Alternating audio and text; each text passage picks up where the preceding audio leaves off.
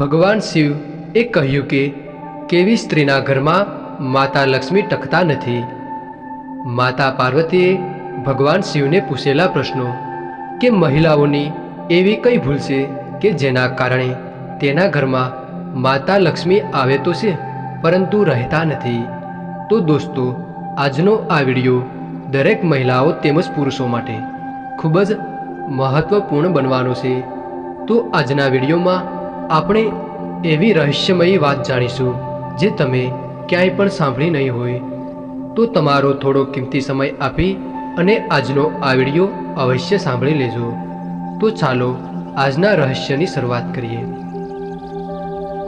કૈલાસની શિખરો પર ચાંદી જેવી ઝળહળતી એક બરફની રાશિ પથરાયેલી હતી। ઊંચા ઊંચા વૃક્ષો પવન સાથે ધીમે ધીમે ઝૂમી રહ્યા હતા, જાણે પ્રકૃતિ પોતે જ કોઈ અનહદ સ્તુતિ ગાઈ રહી હોય।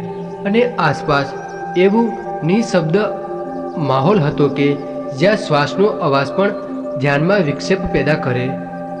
વાદળો નીચે આવીને શિવધામને આલિંગન આપતા હોય એવું લાગતું હતું। નંદી એ ભક્તિમાં લીન થઈ સ્થિર બેઠા હતા અને શિવગણો તદ્દન નિશ્ચલ બની મહાદેવના ધ્યાનમાં તન્મય હતા। આ દિવ્ય શાંતિ વચ્ચે માતા પાર્વતી એક પારદર્શક શિલા પર વિરાજમાન હતા। તેમના ચહેરા પર એક અનોખી ગંભીરતા છવાયેલી હતી। આંખોમાં કરુણા હતી, પરંતુ અંતરમાં કોઈ અગાધ ચિંતા તેને તરંગિત થતી હતી। તેઓ માત્ર પોતાનો જ વિચાર કરતા ન હતા, પરંતુ સમગ્ર માનવજાતિના હૃદયમાં ઉઠતા પ્રશ્નોને અનુભવી રહ્યા હતા। તેમણે પૃથ્વી પરના અનેક દ્રશ્યો જોયા હતા। માણસો દિવસ રાત મહેનત તો કરે છે, પરંતુ પોતાની શક્તિ અને સમય એ બધું ધનમાં ફેરવવા માટે ખર્ચી નાખે છે, છતાં તેમના ઘરમાં સુખ અને સમૃદ્ધિ ટકતી નથી। અને બીજી તરફ કેટલાક લોકો ધાર્મિક વિધિઓમાં ખૂબ જ નિષ્ઠા રાખે છે, ભક્તિપૂર્વક પૂજા કરે છે, છતાં તેમના જીવનમાં કષ્ટોનો કે દુઃખનો અંત જ દેખાતો નથી। અને આશ્ચર્ય તો એ વાતનું હતું કે કેટલાક એવા લોકો પણ છે જેઓ વિશેષ પૂજા કરતા નથી, છતાં પણ તેઓના ઘરમાં ધનની કમી રહેતી જ નથી। માતા પાર્વતીએ એ પણ નિહાળ્યું કે કોઈ વ્યક્તિ અચાનક સમૃદ્ધિની કે પ્રગતિની શિખરે પહોંચી જાય છે, પરંતુ થોડી જ વારમાં તેનું બધું જ ધન અને પ્રગતિ નાશ પામી જાય છે। આ અનિયમિતતા અને અસમાનતા જોઈને તેમના હૃદયમાં વ્યથા ઊભી થઈ। આ કોઈ એક માણસની વાત નહોતી, આ તો અસંખ્ય જીવોની અંદરની પીડા હતી। અંતે માતાએ મૌન તોડી નાખ્યું અને ખૂબ આદર અને પ્રેમથી તેમણે ભગવાન શિવ તરફ નજર કરી અને વિનમ્ર સ્વરે કહ્યું, હે મહાદેવ, મારા અંતરમાં એક પ્રશ્ન ઊભો થયો છે જે મને સતત વિચારમાં મૂકે છે। કૃપા કરીને મને યોગ્ય ઉત્તર આપો। ભગવાન શિવે ધીમી મૃદુ સ્મિત સાથે પોતાની આંખો ખોલી। તેમની દ્રષ્ટિમાં અનંત જ્ઞાન અને અખૂટ કરુણા જળ રહી હતી। તેઓ બોલ્યા, કહો દેવી, તમારો પ્રશ્ન નિશ્ચિત છે, જે નિશ્ચિત જ હશે કે જગતના કલ્યાણ માટે જ હશે। માતા પાર્વતીએ ગંભીરતા સાથે પોતાની જિજ્ઞાસા વ્યક્ત કરી, પ્રભુ, શા માટે કેટલાક લોકો ઘણા પ્રયત્નો છતાં ધનની સ્થિરતા મેળવી શકતા નથી? શા માટે કોઈનું સંપત્તિ અચાનક નાશ પામે છે? અને શા માટે કેટલાક લોકો પૂજા વિના પણ સુખી રહે છે અને કેટલાક ભક્તિ કરવા છતાં પણ દુઃખી રહે છે? હે દેવ, આ રહસ્ય શું છે? લક્ષ્મી આવે છે તો ઘણા ઘરોમાં, પણ ટકતી કેમ નથી? તેમના આ પ્રશ્નોમાં માત્ર જિજ્ઞાસા નહોતી, પરંતુ સમગ્ર માનવ જીવનના સંઘર્ષ અને આશ્ચર્યનો સાર છુપાયેલો હતો। આ એ પ્રશ્ન હતો જે યુગો યુગોથી મનુષ્યના અંતરમાં ઉઠતો રહ્યો, પરંતુ તેનો સાચો અર્થ સૌને સમજાતો નથી। કૈલાસના શાંત નિર્ભાંત વાતાવરણમાં એક અનોખી ગહનતા પ્રસરી રહી હતી। હિમાચ્છાદિત એટલે કે બરફોથી ઢંકાયેલા શિખરો વચ્ચે પવન પણ ધીમે ધીમે ગતિએ વહેતો હતો। જાણે તે પણ આ દિવ્ય સંવાદનો સાક્ષી બનવા અટકી ગયો હોય. ભગવાન શિવના ચહેરા પર અદ્ભુત શાંતિ અને કરુણા છલકાતી હતી. તેમણે પાર્વતી તરફ મૃદુ નજરે જોયું અને ધીમા પરંતુ પ્રભાવશાળી સ્વરે બોલ્યા, દેવી, તું આજે જે પ્રશ્ન પૂછ્યો છે તે માત્ર તારો નથી. આ પ્રશ્ન યુગોથી ઋષિમુનિઓ, દેવતાઓ અને મનુષ્યના મનમાં ઉદ્ભવ પામે છે. લક્ષ્મીનું તત્વ એટલું સૂક્ષ્મ છે કે તેને માત્ર ધન સમજી લેવું એ મોટો ભ્રમ છે. લક્ષ્મી એ માત્ર સોનું ચાંદી નથી, તે તો સુખ, શાંતિ, આરોગ્ય અને આયુષ્યનો સમૂહ છે. પણ આ ચમત્કારિક શક્તિ દરેક ઘરમાં કેમ ટકતી નથી તેનું રહસ્ય બહુ ઊંડું છે. શિવજીના શબ્દો સાંભળતા જ આસપાસનું વાતાવરણ વધુ ગહન બની ગયું. પાર્વતીજી સંપૂર્ણ એકાગ્રતાથી સાંભળવા લાગી. શિવજી આગળ બોલ્યા, હે પાર્વતી, લક્ષ્મીનું સ્વરૂપ સંચળ છે, તે ગતિશીલ છે. એક જ સ્થળે અટકવું એ તેનો સ્વભાવ નથી. જેમ નદી સતત વહેતી રહે તો જ શુદ્ધ રહે અને જો અટકી જાય તો દુર્ગંધ ફેલાવે છે, તેમ લક્ષ્મી પણ છે. જ્યાં તે અટકી જાય છે અને તેની પાછળ અહંકાર ઊભો થાય છે, ત્યાં તેની પવિત્રતા ખોવાઈ જાય છે. તેથી તે કોઈ પણ ઘરમાં પ્રવેશતા પહેલાં એક વાતને જરૂર જોવે છે, શું આ સ્થાન મારા માટે યોગ્ય છે? પાર્વતીએ આશ્ચર્ય સાથે પૂછ્યું, પ્રભુ, એટલે કે લક્ષ્મી પોતે પસંદ કરે છે કે તેને ક્યાં રહેવું? શિવજી સ્મિત સાથે બોલ્યા, હા દેવી, અને આ જ તે રહસ્ય છે જે મોટાભાગના લોકો સમજતા નથી. લોકો ધન મેળવવા માટે અનેક પ્રયત્ન કરે છે, પૂજાપાઠ કરે છે, પરંતુ તેઓ તે ગુણોને અપનાવતા નથી કે જે લક્ષ્મીને આકર્ષે છે. સોનાની ઈચ્છા તો રાખે છે, પણ પોતાનો સ્વભાવ સોનાની જેમ શુદ્ધ બનાવવાનું ભૂલી જાય છે. થોડો વિરામ લઈને શિવજીએ વધુ ગંભીર સ્વરે કહ્યું, લક્ષ્મીને સૌથી વધુ દૂર કરનાર દોષ છે અહંકાર. આ દોષ એટલો સૂક્ષ્મ છે કે મનુષ્ય તેને ઓળખી શકતો નથી. જ્યારે સમુદ્ર મંથનમાંથી લક્ષ્મી પ્રગટ થઈ ત્યારે તે સૌંદર્ય અને સમૃદ્ધિનું પ્રતીક બની, પરંતુ તે જ ક્ષણે દેવો અને દાનવોના મનમાં હું શ્રેષ્ઠ છું એવો ભાવ જન્મ્યો. આ જ અહંકારનો આરંભ હતો, અને જ્યાં અહંકાર છે ત્યાં માતા લક્ષ્મી ક્યારે પણ ટકી શકતી નથી. શિવજીએ ઉદાહરણ આપતા કહ્યું, રાવણ પાસે સોનાની લંકા હતી, અપરંપરાગત સંપત્તિ અને શક્તિ હતી, છતાં તેના હું ના ભાવે એને અંધ બનાવી દીધો. તેણે પોતાના જ ભાઈનો અપમાન કર્યો અને અંતે તેની લંકા પણ વિનાશ પામી. અહંકાર એ એવી અગ્નિ છે જે પહેલાં બુદ્ધિને બળાવે છે અને પછી સમૃદ્ધિને.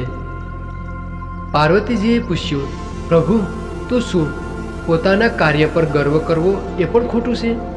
શિવજીએ સમજાવ્યું, ના દેવી, પોતાના શ્રમ પર ગર્વ કરવો અને બીજાઓ કરતાં પોતાને ઊંચું માનવું આ બે અલગ વાતો છે.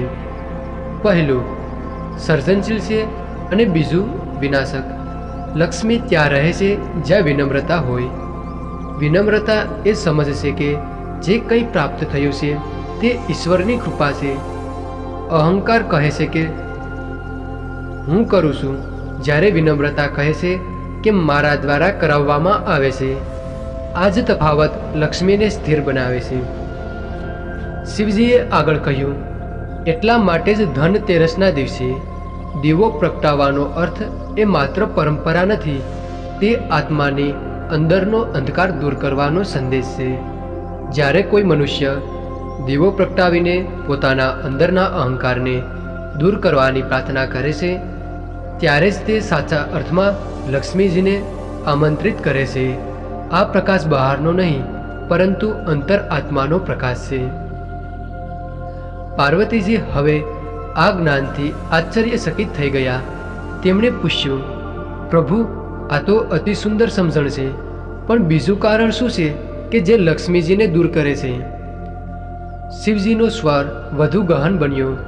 હે પાર્વતી, અહંકારથી પણ વધુ ઘાતક એક દોષ છે અધર્મ.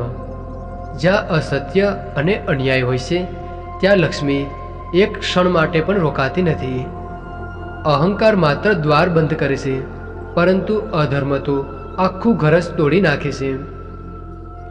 તેમણે મહાભારતનું ઉદાહરણ આપ્યું. દુર્યોધન પાસે સત્તા અને સંપત્તિની કોઈ કમી નહોતી, પરંતુ તેણે ધર્મનું અપમાન કર્યું. નિર્દોષ દ્રૌપદીનું અપમાન કરીને તેણે અધર્મનો માર્ગ પસંદ કર્યો. પરિણામે તેની બુદ્ધિ ભ્રષ્ટ થઈ અને આખું સામ્રાજ્ય વિનાશ થઈ ગયું. અધર્મનું પ્રથમ પરિણામ એ બુદ્ધિનો નાશ છે. જ્યારે પણ વિવેક જ ન રહે ત્યાં સમૃદ્ધિ કેવી રીતે ટકી શકે? શિવજીએ વધુ સમજાવ્યું. લક્ષ્મી એ સ્ત્રી સ્વરૂપ છે. જ્યાં સ્ત્રીનો અનાદર થાય છે ત્યાં સમૃદ્ધિનો પ્રવાહ અટકી જાય છે. માતા, બહેન, પુત્રી, ધરતી અને ગાય, આ બધું લક્ષ્મીનું સ્વરૂપ છે. જે ઘરમાં તેમનું અપમાન થાય છે ત્યાં પૈસા તો આવે છે, પરંતુ શાંતિ ક્યારેય પણ આવતી નથી. ધન આવે છે અને બીમારી, ઝઘડા કે નુકસાનના રૂપમાં પાછું ચાલી જાય છે કે પાછું જતું રહે છે. અંતમાં શિવજીએ ગંભીર અવાજમાં કહ્યું, અધર્મ માત્ર મોટા પાપોથી જ થતો નથી. જૂઠું બોલવું, લાંચ લેવી, અન્યાય કરવો, કોઈનો હક છીનવવો, આ બધું પણ અધર્મની જ છે. જ્યાં સત્યને ભયથી દબાવવામાં આવે છે ત્યાં લક્ષ્મી ક્યારેય પણ સ્થિર નથી રહેતી. યાદ રાખો પાર્વતી, જ્યાં અધર્મ પ્રવેશ કરે છે ત્યાં પહેલાં બુદ્ધિ જાય છે, પછી સંબંધો તૂટે છે, પછી સ્વાસ્થ્ય ખોવાઈ જાય છે, પછી માન, સન્માન અને અંતે ધન પણ વિદાય લઈ લે છે. આ સાંભળી પાર્વતીજી નિશબ્દ થઈ ગયા.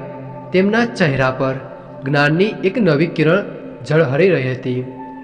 કૈલાસના શાંત વાતાવરણમાં શિવજીના આ શબ્દો સદા માટે ગુંજી ઉઠ્યા કે જ્યાં ધર્મ છે ત્યાં જ લક્ષ્મીનો સાચો નિવાસ છે. હવે કૈલાસના દિવ્ય શાંત વાતાવરણમાં પાર્વતીના હૃદયમાં ઉત્સુકતા અને શ્રદ્ધાનો સંગમ ઝળહળી રહ્યો હતો. તેઓએ વિનમ્રતાથી શિવજીને નમન કરીને મૃદુ સ્વરે બોલ્યા, પ્રભુ, આપણું જ્ઞાન હૃદયને સ્પર્શી ગયું છે. કૃપા કરીને આગળ પણ મને આ રહસ્યોની ઊંડાઈ સમજાવો, જેથી હું અને સમગ્ર માનવજાત સાચી સમૃદ્ધિનો માર્ગ જાણી શકે. ભગવાન શિવના ચહેરા પર કરુણામય સ્મિત ફેલાયું. તેમણે શાંત પણ ગુંજતા સ્વરે કહ્યું, હે દેવી, હવે હું તને ત્રીજું રહસ્ય સમજાવું છું, જે બહુ સામાન્ય લાગે, પરંતુ તેની અસર અત્યંત ઊંડી છે. તો તે છે કલહ અને અપવિત્ર વાતાવરણ. લક્ષ્મીનું સ્વરૂપ એ માત્ર ધન નહીં, પરંતુ શુભતા અને સકારાત્મક ઉર્જા છે. જ્યાં મનમાં સકારાત્મકતાની જગ્યાએ નકારાત્મકતા હોય, ઈર્ષા, ક્રોધ અને કલહનો વસવાટ હોય, ત્યાં તેમની ઉપસ્થિતિ શક્ય જ નથી. શિવજીએ આગળ વધતા કહ્યું, જે ઘરમાં પ્રેમ, સ્નેહ અને પરસ્પર સન્માન અને પ્રોત્સાહન હોય છે તે ઘર ભલે નાનું હોય, પરંતુ તે સ્વર્ગ સમાન બની જાય છે. ત્યાં લક્ષ્મી સ્વયં આકર્ષાઈને આવે છે. પરંતુ જ્યાં રોજ ઝઘડા થાય છે, કડવા શબ્દો બોલાય છે અને એકબીજાને નીચે પાડવાની વૃત્તિ હોય, ત્યાં લક્ષ્મી ક્ષણ માત્ર પણ ટકી રહેતા નથી. લોકો ઘણીવાર ફરિયાદ કરે છે કે પૈસા તો આવે છે પરંતુ ટકતા નથી. તેનું મુખ્ય કારણ ઘરનું ભરેલું ભાવનાત્મક વાતાવરણ છે. તેમણે વધુ સ્પષ્ટતા કરતાં કહ્યું, નિરાશા એ સતત ફરિયાદ, નકારાત્મક વિચાર, આ બધું અદશ્ય ઝેર છે. જ્યારે પતિ પત્ની વચ્ચે સન્માન રહેતું નથી, જ્યારે બાળકોને પ્રોત્સાહન આપવાના બદલે હંમેશા ઠપકો આપવામાં આવે છે, ત્યાં ઘરની ઉર્જા ધીમે ધીમે નષ્ટ થવા લાગે છે. લક્ષ્મી માત્ર ત્યાં જ રહે છે જ્યાં હૃદય હળવું અને આનંદિત હોય. શિવજીએ ધીમેથી ઉમેર્યું, આ કારણે જ ધનતેરસના દિવસે ઘરની સફાઈનું મહત્ત્વ છે. આ માત્ર બહારની ધૂળ દૂર કરવાની પ્રક્રિયા નથી, પણ તે નકારાત્મક ઉર્જાને દૂર કરવાનું એક પ્રતીક છે. જ્યારે ઘર સ્વચ્છ થાય છે ત્યારે મન પણ સ્વચ્છ થવાનું પ્રેરિત થાય છે, અને જ્યાં મન નિર્મળ બને છે ત્યાં લક્ષ્મી સ્થાયી રીતે પ્રવેશ કરે છે. તેથી કહેવાયું છે કે દ્વાર પર દીવો પ્રગટાવતા પહેલાં પોતાના અંતરમાં પ્રકાશ પ્રગટાવો. થોડી ક્ષણ મૌન રહીને શિવજીએ ચોથું રહસ્ય જણાવ્યું. હે પાર્વતી, હવે સાંભળ. કૃતજ્ઞતા. જે મનુષ્ય પાસે જે છે તેનો આભાર માનતો નથી ત્યાં લક્ષ્મી પણ ક્યારેય ટકતી નથી. મનુષ્ય જ્યારે પોતાના ધન, સંબંધો અને અવસરોને પોતાની જ લાયકાત માને છે અને ઈશ્વરની કૃપા, માતા પિતાની આશીર્વાદ અને ગુરુના માર્ગદર્શનને ભૂલી જાય છે ત્યારે લક્ષ્મી શાંતિથી વિદાય લઈ લે છે. તેમણે ગહન સ્વરે કહ્યું, કૃતજ્ઞતા માત્ર ધન્યવાદ કહેવાનું નામ નથી, તે જીવન જીવવાની એક રીત છે. જે વ્યક્તિ સવારે ઉઠીને ઈશ્વરનો આભાર માને છે, જે ભોજન કરતાં પહેલાં અન્નદાતાનું સ્મરણ કરે છે અને જે દરેક અવસરને કૃપા માને છે, એક ચમત્કારિક પરિવર્તન થાય છે. કૃતજ્ઞ એ હૃદય ચુંબક સમાન છે જે લક્ષ્મીને પોતાની તરફ ખેંચે છે. શિવજીએ હળવા સ્મિત સાથે કહ્યું, જે વ્યક્તિ હંમેશા મને વધુ જોઈએ એવી માંગણી કરે છે તે ક્યારેય પણ સંતોષ પામતો નથી. તેથી તેની પાસે જે હોય છે એ પણ દૂર થઈ જાય છે. પરંતુ જે કહે છે કે મને જે મળ્યું તે પૂરતું છે, તેને હું વધુ આપું છું, કારણ કે તેને સંભાળવાની ક્ષમતા ધરાવે છે. તેથી જ કહેવાયું છે કે સંતોષી સદા સુખી. પાર્વતીજી આ બધું સાંભળીને મંત્રમુગ્ધ થઈ ગયા. શિવજીએ હવે પાંચમું રહસ્ય ખોલ્યું. હે દેવી, હવે સાંભળ. આળસ અને અવ્યવસ્થા. લક્ષ્મી ગતિશીલ ઉર્જા છે. તે ત્યાં જ ટકે છે જ્યાં જીવનમાં ક્રિયા, પરિશ્રમ અને અનુશાસન હોય છે. જે લોકો આળસમાં સમય વિતાવે છે, પ્રયત્નોથી દૂર ભાગે છે, ત્યાં લક્ષ્મી પોતે જ દ્વાર પરથી પાછી વળી જાય છે. તેમણે ઉદાહરણ આપ્યું, મનુષ્ય ઘણીવાર વિચારે છે કે ભગવાન આપશે તો મળશે, પરંતુ તે ભૂલી જાય છે કે ઈશ્વર જ આપે છે. ઈશ્વર તેને જ આપે છે જે પ્રયાસ કે પ્રયત્નો કરે છે.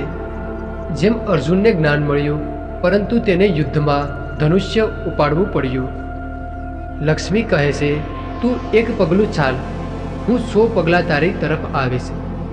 પરંતુ જે ઊભો પણ થવા તૈયાર નથી તેની મદદ હું કેવી રીતે કરું? શિવજીએ વધુ ઉમેર્યું, અવ્યવસ્થા પણ એટલી જ હાનિકારક છે.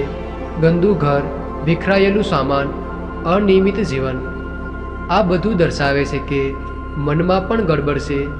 જ્યાં બહાર અસ્વચ્છતા હોય છે ત્યાં ઉર્જા અટકી જાય છે, અને જ્યાં ઉર્જા અટકી જાય છે ત્યાં સમૃદ્ધિ ટકી શકતી નથી. હવે શિવજીનો સ્વર થોડો ગંભીર બન્યો. હે પાર્વતી, હવે હું તને છઠ્ઠું અને સૌથી ખતરનાક દોષ જણાવું છું. તો એ દોષ છે લાલચ. આ દોષ એટલો સૂક્ષ્મ છે કે મનુષ્ય તેને ગુણ સમજી લે છે, પરંતુ તે જ સૌથી મોટો વિનાશ લાવે છે. ધન મેળવવાની ઈચ્છા સ્વાભાવિક છે, પરંતુ જ્યારે તે ઈચ્છા લાલચમાં પરિવર્તિત થાય ત્યારે તે એક ઝેર સમાન બની જાય છે. તેમણે સમજાવ્યું, ઈચ્છા પ્રેરણા આપે છે, પરંતુ લાલચ ક્યારેય પણ સંતોષ આપતી નથી. એટલે જેટલું મળે તેટલું ઓછું લાગે. આ કારણ કે લાલચી વ્યક્તિ હંમેશા અસંતુષ્ટ રહે છે. સંતોષ એ લક્ષ્મીને આમંત્રિત કરે છે, જ્યારે લાલચ તેને દૂર કરે છે. હવે થોડો વિરામ લઈને શિવજીએ અંતિમ અને સર્વોચ્ચ રહસ્યમય એક વાત ખુલ્લી. હે દેવી, હવે હું તને સૌથી ગહન સત્ય જણાવીશ. તો એ છે સદ્ગુણ અને ચરિત્ર. લક્ષ્મી એ માત્ર ધનની દેવી નથી, તે સ્ત્રીનું પ્રતીક છે જે શુભતા, પ્રતિષ્ઠા અને ગૌરવનું પ્રતિનિધિત્વ કરે છે. આ બધું માત્ર મહેનતથી મળતું નથી, તે સદ્ગુણોથી પ્રાપ્ત થાય છે. તેમણે કહ્યું, ધનનો અર્થ છે સત્યનો માર્ગ, ન્યાય, કરુણા અને સારા વિચારો.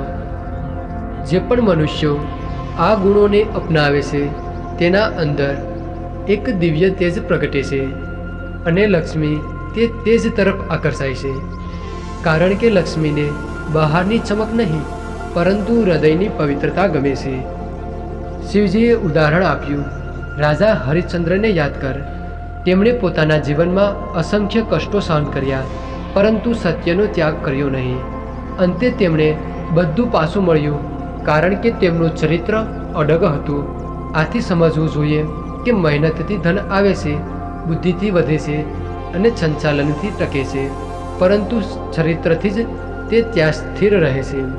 અંતમાં શિવજીએ પાર્વતીને પ્રેમથી કહ્યું, હે પાર્વતી, જો મનુષ્ય અહંકારથી દૂર રહે, ધર્મનું પાલન કરે અને ઝઘડા છોડી દે, કૃતજ્ઞતા અને સંતોષને અપનાવે, આળસ અને લાલચનો ત્યાગ કરે અને સદ્ગુણોથી જીવન જીવે, તો તેને ધન માટે ભાગવું નહીં પડે.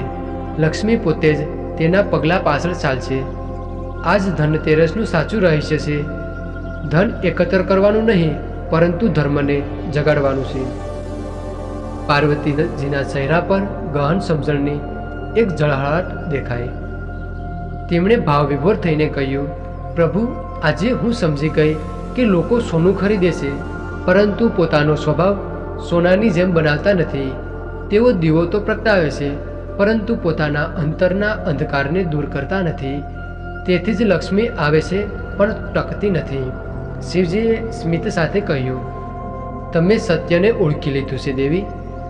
ધન ઘર ભરે છે, પરંતુ ધર્મ એ જીવનને પૂર્ણ બનાવે છે. પાર્વતીજીએ નમ્રતાથી વિનંતી કરી, પ્રભુ, શું આપ આ જ્ઞાનને ઉદાહરણો અને જીવનના પ્રસંગો દ્વારા માનવજાતને સમજાવશો? શિવજીએ ગહન, શાંત અને દિવ્ય સ્વરે જવાબ આપ્યો, હા પાર્વતી, હવે સમય આવી ગયો છે. હું આ તમામ સિદ્ધાંતોને જીવનમાં ઉતારવાના માર્ગ સાથે સમજાવીશ.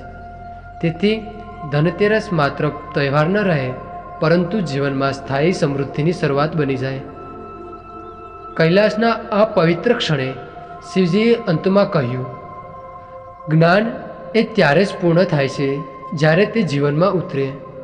હવે હું તને શીખવીશ કે આ બધું દૈનિક જીવનમાં કેવી રીતે અપનાવવું, કે જેથી લક્ષ્મી માત્ર આવતી જ નહીં, પરંતુ સદાય માટે નિવાસ કરે. તો દોસ્તો, હવે વિડીયોનો અંત કરતા જો કોઈ મિત્રો આ વિડીયો વિશે કંઈક કહેવા માગતા હો તો વિડીયોની કોમેન્ટ બોક્સમાં પોતાનું મંતવ્ય અવશ્ય જણાવતા જજો. તો તમામ મિત્રો મનમાં પોતાની કુળદેવી માતાનું નામ સ્મરણ કરી અને જો તમને સારું લાગે તો વિડીયોની કોમેન્ટ બોક્સમાં પોતાની કુળદેવી માતાનું નામ અવશ્ય લખતા જજો. તો હવે નવા વિડીયો સાથે પાછા મળશું. તો તમામ મિત્રોને જય શ્રી કૃષ્ણ. હર હર મહાદેવ.